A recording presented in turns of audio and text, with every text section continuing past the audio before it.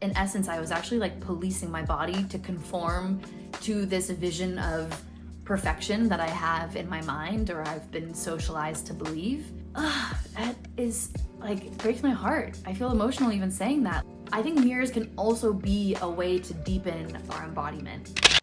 Hello and welcome. If this is your first time here, I'm very glad you're here. If you're returning, welcome back. We are going to be talking a little bit about the mirror detox I did a few months ago today. For those that don't know, my name is Julia Sunderland. I am a somatic therapist in training. A few months ago, I covered all of the mirrors in my apartment, the bathroom mirror, my bedroom mirror, the mirror in this office. So I covered all the mirrors, which maybe I was kind of going a little crazy, but largely it was an experiment that I was running on myself. I wanted to see what would happen if I didn't look in the mirror for 7 days and how that would affect how I view myself, how I think of myself, and especially my relationship with my body.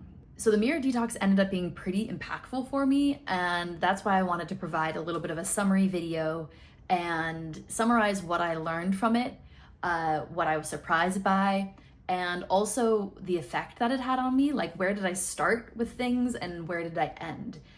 So that is what we will be discussing in today's video. If you want to see some of my daily posts from the Mirror Detox, I will link them below, as well as my first intro kickoff video I'll also link below. Today we're going to be talking about how to go, what happened, and also what is still sitting with me. What effects do I still notice? But let's dive in to why was I doing it in the first place? Basically, I had a hypothesis that I was leaning too much on mirrors to validate myself from the outside in, rather than turning inwards and asking myself, do I feel okay right now? I would look in the mirror and answer, do I look okay? And I was really conflating those two things. Do I look okay and do I feel okay? They're very different, but in a world where our safety, especially women's safety, is so contingent on how you look, I realized I was using mirrors to make sure that I looked okay so I could be safe. But I really don't want to use my external appearance to feel okay. I actually want to feel okay from the inside out. And that's more important to me than how I look. So I covered up all the mirrors. Yeah, and then there's this other piece where I felt like I knew myself more from my external appearance than I knew myself from the inside. So covering the mirrors was kind of this detox, this cleanse, this opportunity to get to know myself without my external appearance being reinforced on like a daily minute by minute basis.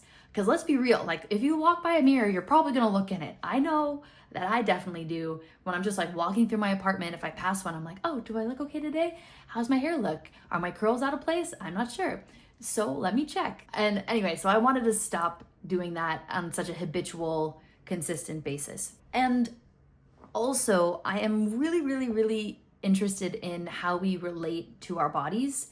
Like, what is the quality of my relationship with my body? And I've definitely known that I'm quite judgmental of my body, quite critical, oftentimes very unhappy with it. And I kind of wondered, like, are mirrors helping my relationship with my body, or are they hurting my relationship with my body?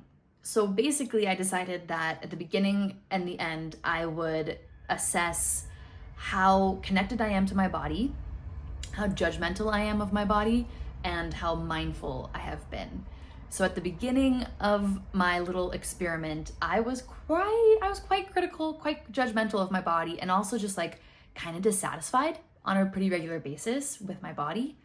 My mindfulness was decently well, like I meditate every day, but I definitely know that I have kind of an anxious orientation, and that was very present.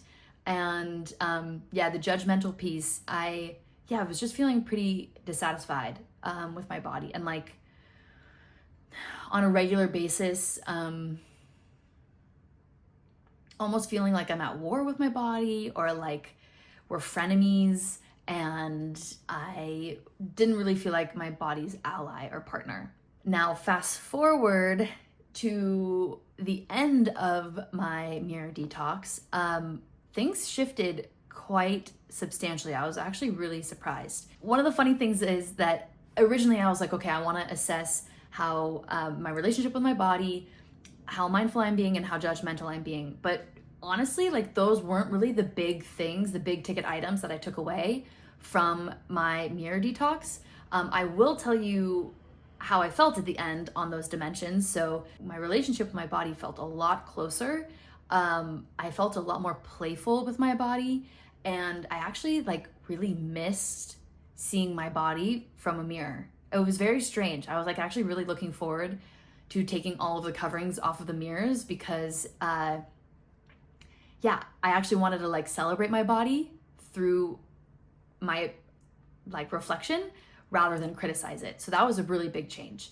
Mindfulness didn't really shift that much, but what I did notice is how often how often I would look in the mirror while doing other things. So like washing my hands, look in the mirror, walking by a mirror, look in the mirror. I just couldn't believe how many times a day I actually look in the mirror without really like intentionally doing it. So once they were all closed and I was washing my hands and I'd look up and I couldn't see myself, I was like, whoa, wow. I didn't realize that I was going to go look at myself in the mirror, which, yeah, I was just really surprised by how often we look in the mirror on a regular basis, especially when you have several of them throughout your home or your house. Then the judgmental piece was definitely interesting. And the funny thing is, the word that resonated with me the most through the mirror detoxing was actually policing. I didn't realize how much I was policing my body through my appearance and by using mirrors as the tool to police my body. By having all of the mirrors covered, I no longer could police my body and criticize and critique it in the ways that I had been previously. Like, I don't know about you guys, but when I would look in the mirror, I think I would just be so nitpicky with all these different things. And in essence, I was actually like policing my body to conform to this vision of perfection that I have in my mind, or I've been socialized to believe. And it was really disheartening to realize that I'm actually my own body police. And I recognize that it's a systemic thing. Like, we are policing bodies throughout the world, especially in the United States right now, especially marginalized bodies. They're all being policed. And I don't want to do that to myself. At first, I thought I was just going to be judgmental of myself, but I think the mirror detox helped me realize that I was actually policing my body, and oftentimes like punishing my body because of the way it looked or it didn't look. And by the end of the mirror detox, I don't know if I fully unlearned the policing, but I definitely felt a lot more love and a lot more appreciation for my body than I had previously. This was really, really profound and really beautiful, I'd say. Like, yeah, there was just this sweetness. I felt really